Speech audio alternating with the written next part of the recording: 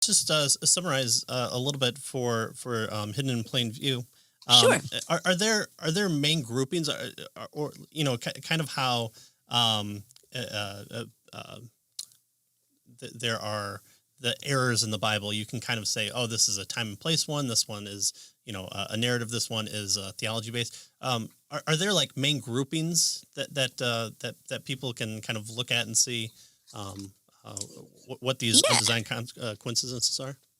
there are, and you can choose your groupings. Now, as you can see from my table of contents in Hidden in Plain View, I organize them by books, right? So one of the ways that I organize them is I say, what explains what? The synoptics explain John.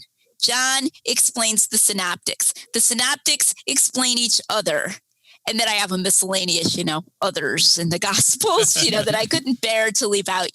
And then I have Acts and Paul's undisputed epistles and Acts and Paul's other epistles. I wanted to be really clear. I was not conceding that Paul didn't write those. I actually think Paul wrote all of the epistles attributed to him in the Bible, but I just thought that my readers might be interested in that organization, so I chose to organize it that way. So there I organized it by books. You can also organize them by what they confirm.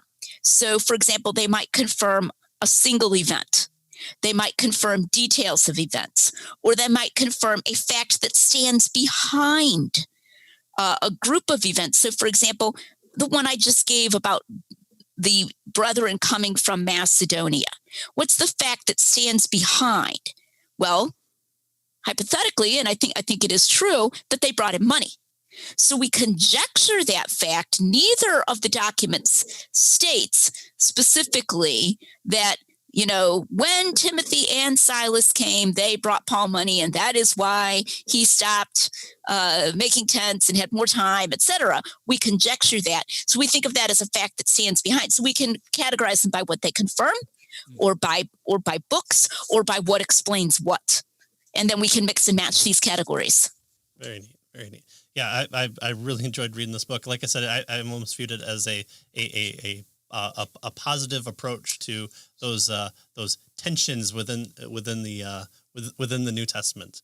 And so, well, one of the things I tried to say there was, in this book, I'm not going to talk about alleged contradictions. I do talk about those in The Mirror of the Mask. Mm-hmm. But I said what I want to do is have us not miss the forest for the trees. Before we look at alleged contradictions, let's look at some of the positive evidence for the reliability of the Gospels. And then when you get that as your background, then I think you should be more open to harmonizing the alleged contradictions, because you can say these look like reliable witnesses. Mm-hmm. And then when you have reliable witnesses, it's only responsible to try to harmonize what they say.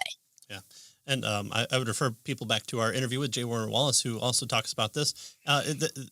This book leads us into your next book, in that these undesigned coincidences help us to establish the New Testament as a historical narrative, or lend to the fact. And then in your book, The Mirror and the Mask, Liberating the Gospels from Literary Devices,